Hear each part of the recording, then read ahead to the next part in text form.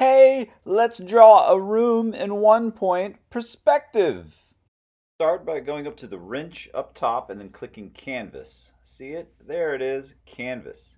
Then you're going to tap drawing guide, turn it on, and then click edit drawing guide. Now you got options down at the bottom. You want to click on the one that says perspective. There it is.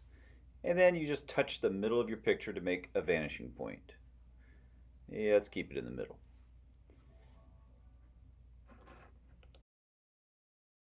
Now, right now, nothing happens. If you just draw, it just draws normal. So go to your layers and tap Drawing Assist.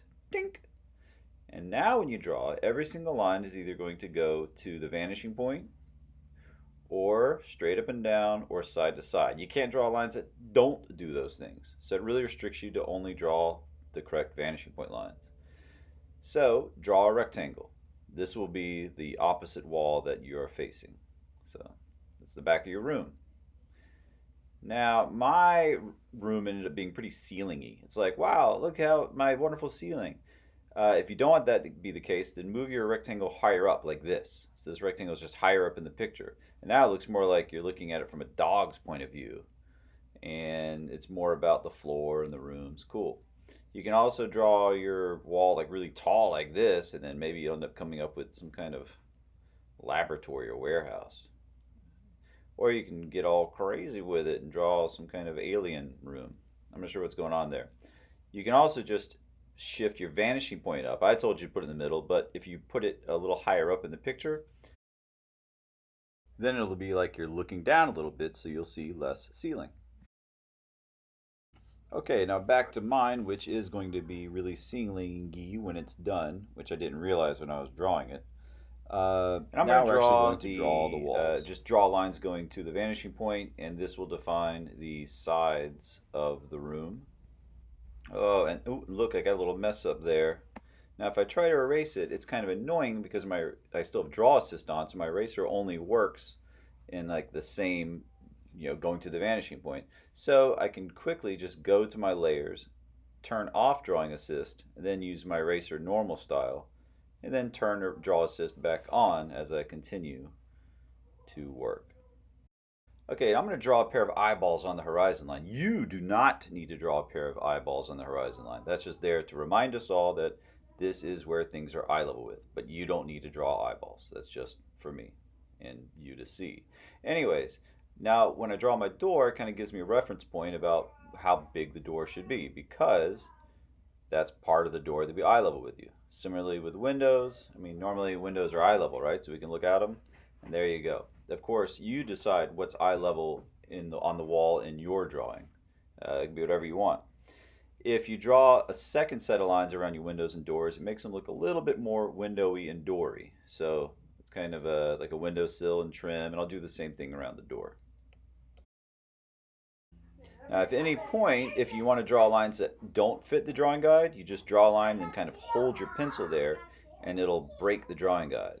So I just draw it and then just keep my finger on the page, and then now I can draw lines that break the guide. Give it a try. I'm going to keep adding double lines along the floors. This will be like molding and trim. It makes it look a little more like a room or like walls. I'm going to draw a door over on this wall, but how tall should the door be? I'm not sure. So what I'll do is on a separate layer, using Draw Assist, I'm going to draw really, really light guidelines that kind of wrap from the first door onto the wall. And this guideline here that I'm drawing really lightly, it'll show me how tall the door should be on this wall. And it should appear to be about the same size as the door on the back wall.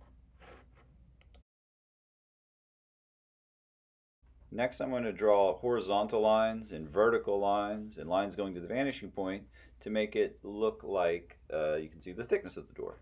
This is one of my favorite things to do with perspective. I'll make each line a little bit longer so you can see what angle I used for each of them. So these are horizontal, and then that one up at the top goes to the vanishing point.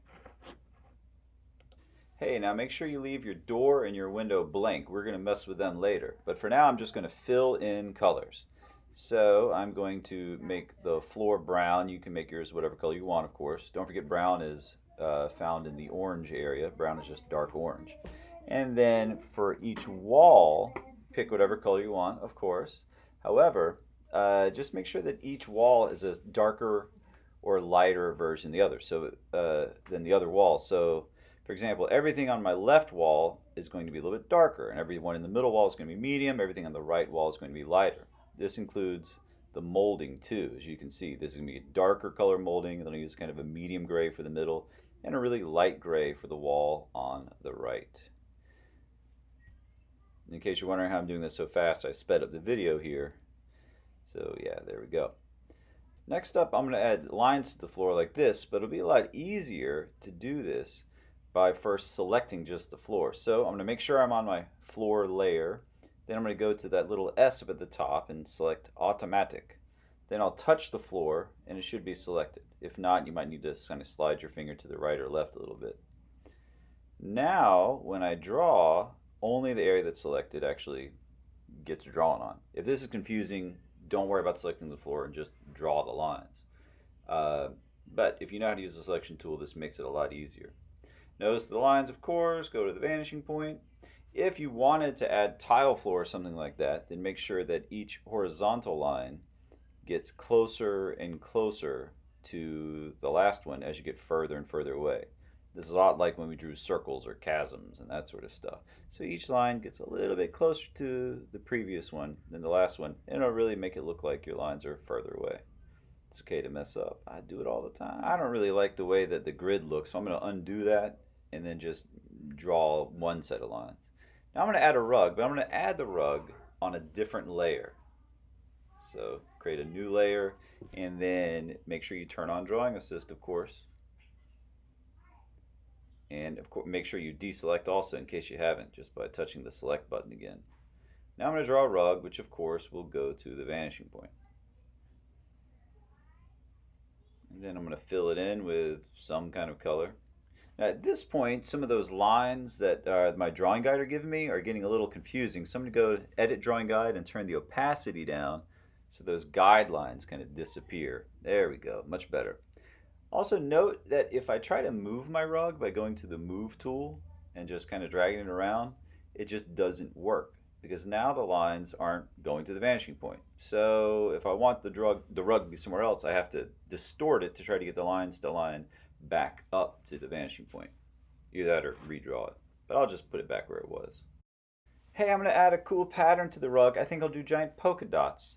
I'll make them gold colored, but first let me turn off Draw Assist. And you're going to be doing this a lot, kind of dancing back and forth between Draw Assist on and Draw Assist off. Now I'm going to start over here in Zone 2 because I'm kind of close to the horizon line, right? So these are going to be pretty flattened ovals. But then as I get further down, the ovals will get less and less flat and actually, kind of like a regular oval there. So it's kind of subtle, but it really helps make the depth look that much more convincing.